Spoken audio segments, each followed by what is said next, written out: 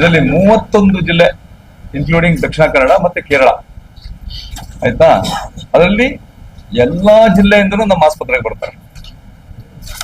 So ಅದ್ರ ಏನರ್ಥ ಅಂದ್ರೆ ಅಷ್ಟು ಹೆಸರು ಮಾಡ್ಬಿಟ್ಟಿದೆ ಅದು ಎಲ್ಲ ಆಸ್ಪತ್ರೆ, ಅಷ್ಟು ಕ್ವಾಲಿಟಿ ಗುಣಮಟ್ಟದ ಸರ್ವಿಸ್ ಇದೆ. ಮತ್ತೆ ನಮ್ಮಲ್ಲಿರೋ ಕಮಿಟೆಡ್ ಡಾಕ್ಟರ್ಸ್ ಕೂಡ ಅಷ್ಟೇ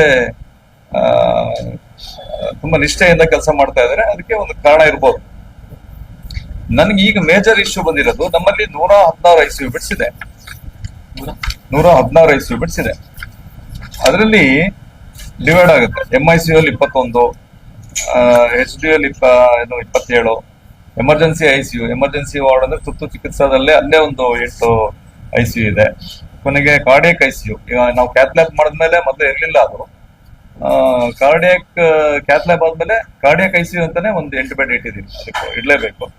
ಕೊನೆಗೆ ಮಕ್ಕಳದ್ದು PICU, ಪಿಡಿಯಾಟ್ರಿಕ್ ICU, ಮತ್ತೆ ನ್ಯೂನೆಟಲ್ ಹೊಸ ಹುಟ್ಟಿದ ಮಕ್ಕಳಿಗೆ ಅದೊಂದು 18 ಬೆಡ್ ಇದೆ.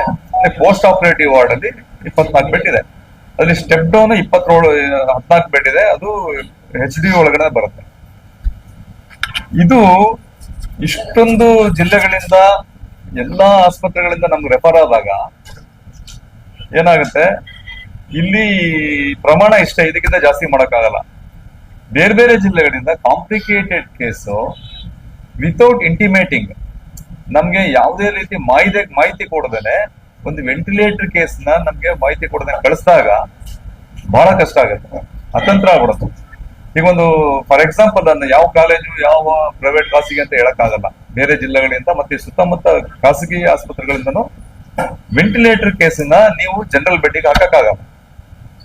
ಯಾವತ್ತು ವೆಂಟಿಲೇಟರ್ ಬಂದಿರೋ ಕೇಸ್ನ ವೆಂಟಿಲೇಟರ್ಲೇ ಹಾಕ್ಬೇಕು. ಸೊ ಇಲ್ಲಿ ವೆಂಟಿಲೇಟರ್ ಬೆಡ್ ಇದೆಯೋ ಇಲ್ಲೋ ಅಂತಾನು ಕೇಳಲ್ಲ, ನಮ್ಮನ್ನು ವಿಚಾರಿಸ್ಬೇಕು. ನಾವು ಒಂದು ಸಿಸ್ಟಮ್ ಮಾಡ್ಕೊಂಡಿದೀವಿ. ಈ ತರ ಹೆಲ್ಪ್ ಡೆಸ್ಕ್ ಇದೆ, 3 ಜನ PRO ಇಟ್ಟಿದೀವಿ. ಡೇ ಟೈಮ್ ಅಲ್ಲಿ PROಗಳನ್ನು ಕಾಂಟ್ಯಾಕ್ಟ್ ಮಾಡಬಹುದು. ನೈಟ್ 24/7 ಹೆಲ್ಪ್ ಡೆಸ್ಕ್ ಇದೆ. ಇದನ್ನ ಎಲ್ಲಾ ಸುತ್ತಮುತ್ತ ಆಸ್ಪತ್ರೆ, ಜಿಲ್ಲಾ ಮಟ್ಟದಲ್ಲಿ, ರಾಜ್ಯ ಮಟ್ಟದಲ್ಲಿ ಎಲ್ಲಾ ಜಿಲ್ಲೆಗಳಿಗೂ ಮಾಹಿತಿ ಕೊಟ್ಟಿದ್ದೀವಿ. ಮತ್ತೆ ಎಲ್ಲಾ ಖಾಸಗಿ ಆಸ್ಪತ್ರೆಗಳಿಗೂ ಮಾಹಿತಿ ಕೊಟ್ಟಿದ್ದೀವಿ. ಇದು ನೀವು ನಾವು ಹೆಲ್ಪ್ ಡೆಸ್ಕ್ ಸಿಸ್ಟಮ್ ಮಾಡ್ಕೊಂಡಿದೀವಿ. PROs ಇದ್ದಾರೆ. ನೀವು ಫೋನ್ ಮಾಡಿ ಇಂಟಿಮೇಟ್ ಮಾಡಿ ಬೆಡ್ ಖಾಲಿ ಇದೆಯಾ ಅಂತ ಕೇಳ್ಕೊಂಡು ಕಳಿಸ್ಬೇಕು. ಅದನ್ನ ನಾವೆಲ್ಲ ತಿಳಿಸಿದ್ವಿ ಸಾಕಷ್ಟು ಸಾರಿ. DH ಅವರು ಅವರ ಪತ್ರದಲ್ಲಿ ತಿಳಿಸಿದ್ದಾರೆ, ನಾವು ತಿಳಿಸಿದೀವಿ.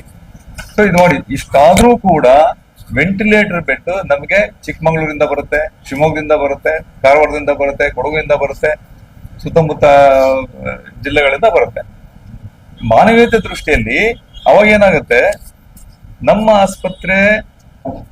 ಆಸ್ಪತ್ರೆ ಎಮರ್ಜೆನ್ಸಿ ವಾರ್ಡ್ ಎದುರುಗಡೆ ನಿಲ್ಲುತ್ತೆ, ಆಂಬ್ಯುಲೆನ್ಸ್ ನಿಲ್ಲುತ್ತೆ, ನಮ್ಗೆ ಇಲ್ಲಿ ಬೆಡ್ ಇರಲ್ಲ.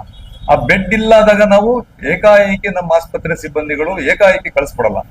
ನಮ್ಮ ಆಸ್ಪತ್ರೆ ಸಿಬ್ಬಂದಿಗಳು ಏನ್ ಮಾಡ್ತಾರೆ, ಒಂದು ಹೆಲ್ಪ್ ಡೆಸ್ಕ್ ಇಂದ ಬೇರೆ ಬೇರೆ ಕಾಲೇಜ್ಗಳಿಗೆಲ್ಲ ಫೋನ್ ಮಾಡ್ತಾರೆ. ಮೆಡಿಕಲ್ ಕಾಲೇಜಿಗೆ ಫೋನ್ ಮಾಡ್ಬಿಟ್ಟು, ಪ್ರೈವೇಟ್ ಎಲ್ಲಿ ನಮ್ಮ ಆಯುಷ್ಮಾನ್ ಭಾರತ ಎಲ್ಲಿದೆ ಅವರಿಗೆಲ್ಲ ಫೋನ್ ಮಾಡ್ಬಿಟ್ಟು ಅಲ್ಲಿ ಮಾಹಿತಿ ಬೆಡ್ ಅವೈಲಬಿಲಿಟಿ ನೋಡ್ಕೊಂಡು ಆಯುಷ್ಮಾನ್ ಭಾರತದ ರೆಫರಲ್ ಕೋಡ್ ಹಾಕಿ ಅವ್ರಿಗೆ ಕಳಿಸ್ತಾರೆ.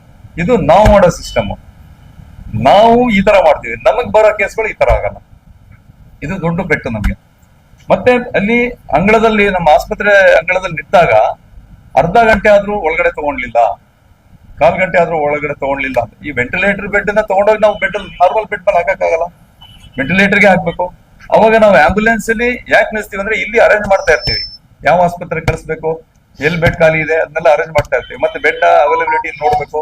ನಮ್ಮಲ್ಲಿ ಬೆಡ್ ಯಾವ್ದಾದ್ರು ಒಂದ್ ಸ್ವಲ್ಪ ಆರಾಮಾಗಿದ್ರೆ ಪೇಷಂಟ್, MICU ಪೇಷಂಟ್, EICU ಅಲ್ಲಿ ಏನಾದ್ರು ಪೇಷಂಟ್ ಆರಾಮಾಗಿದ್ರೆ ಅದು ವಾರ್ಡಿಗೆ ಶಿಫ್ಟ್ ಮಾಡ್ಕೊಬೇಕು, ಜನರಲ್ ವಾರ್ಡಿಗೆ ಶಿಫ್ಟ್ ಮಾಡಿ ಈ ಪ್ರಕ್ರಿಯೆ ನಡಿಬೇಕಾದ್ರೆ ಒಂದು 10 ನಿಮಿಷ 20 ನಿಮಿಷ ಆಗ್ಬೋದು.